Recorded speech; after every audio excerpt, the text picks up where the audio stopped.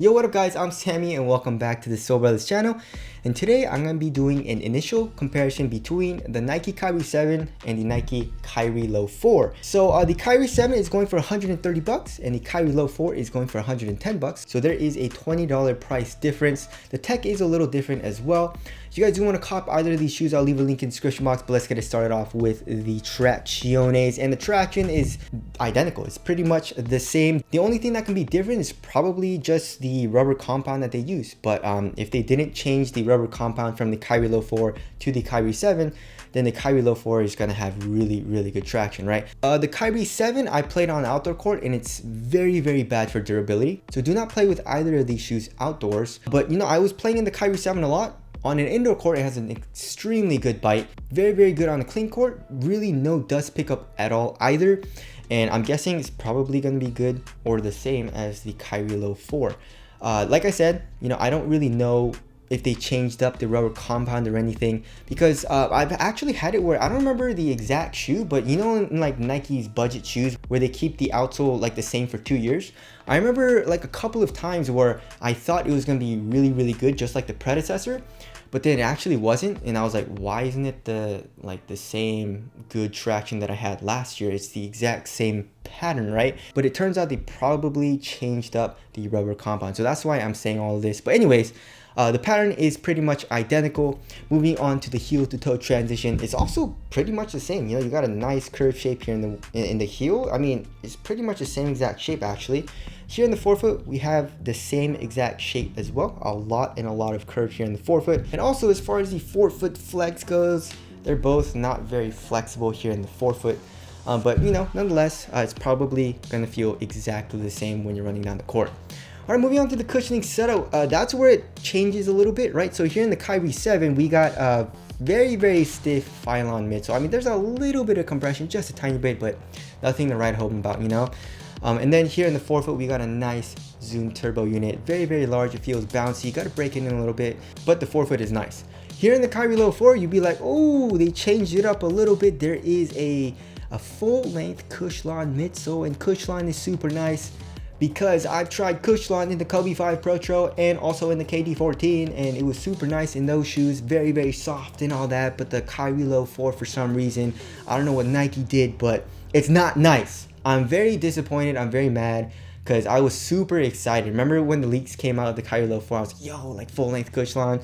Nope. It's a little bit softer than the Kyrie 7 in the heel, but it's definitely nowhere near as comfortable as the KD14 or the Kobe 5 Pro. So yeah, and also Cushlon is known to bottom out pretty quickly. So whatever you feel, like even though it is just a little soft here in the Kyrie Low 4 in the heel, it's probably not going to be that way for that long, you know. Also, there is a Zoom unit in here somewhere. Nike doesn't specify it, and I also looked at like Foot Locker and all that. They're all just saying there's a Zoom unit in there. Cool. So I don't really know where it is, but it doesn't really matter because I can't really feel a Zoom unit at all, you know. So that kind of sucks. Hopefully when I start playing in it, it breaks in and I can start feeling the Zoom unit a little bit. I'm guessing it's in the forefoot though. But either way, the Kyrie 7 cushion, I would say, is probably better. You know, if you want something a little bit more in the heel, then probably go with the Kyrie Low 4, but I don't think you'd want to miss out on the Zoom turbo unit in the forefoot, you know what I mean? So there's that. Moving on to the materials. So the material is a little bit different, but the overall feeling is really similar, right? So here in the Kyrie 7, we have this like mesh material, and it's really extremely thin. So that feels really nice on foot. You know, it feels very minimal as well. And same exact thing goes for the Kyrie Low 4. It's just an extremely thin material. I mean, as far as the quality goes, they're both pretty bad. You know, you're not really getting good quality materials in either of these shoes, but on foot, they both feel very minimal and very thin, especially here in the forefoot. Also, another thing that's pretty much the same, but it's a little bit different, are these little fingers, right? So the Kyrie 7 have individual fingers. So when you tighten up the laces for the first two eyelets here in the Kyrie 7, it tightens over your foot a little bit, gives you better lockdown and better support, right? So there's that in the Kyrie 7, but same exact thing here in the Kyrie Low 4. We have these fingers, but then they look a little bit bigger, and also the plastic is a little bit thicker too. But they pretty much do the exact same thing, and where they're placed is pretty much exactly the same as well.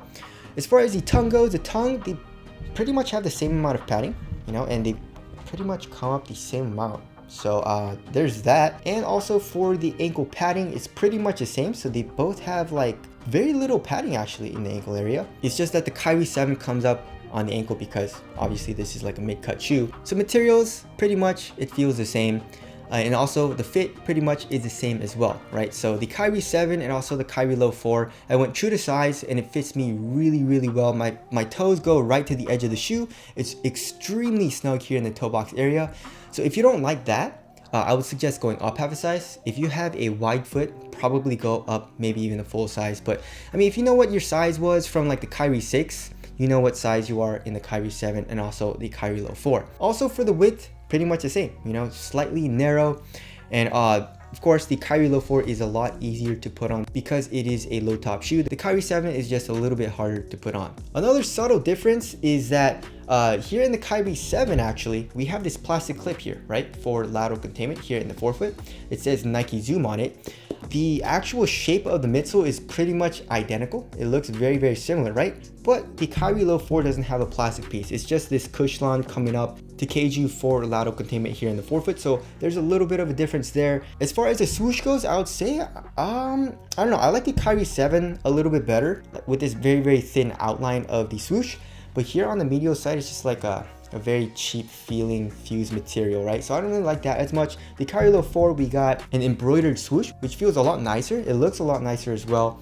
And we have it on both the medial and lateral side of the shoe. For the tongue, of course, like all Kyries, we got the Kyrie Irving logo here on top of the tongue. And of course, we got the outsole curvature and all that, which is pretty much identical in both of the shoes, as well as the rubber outsole coming up a lot on both sides of the shoe right here. For support and lockdown, Kyrie 7, I really had no issues, and I feel like I'm not gonna have any issues with the Kyrie Low 4. As you guys can see, we got a lot of stuff here going on here in the forefoot on the lateral side. We got the foam coming out, we got these plastic fingers, and then here in the heel, we got an internal TPU heel counter as well as the foam coming up. So just like the Kyrie 7, I feel like the Kyrie Low 4 is going to have really, really good lateral containment.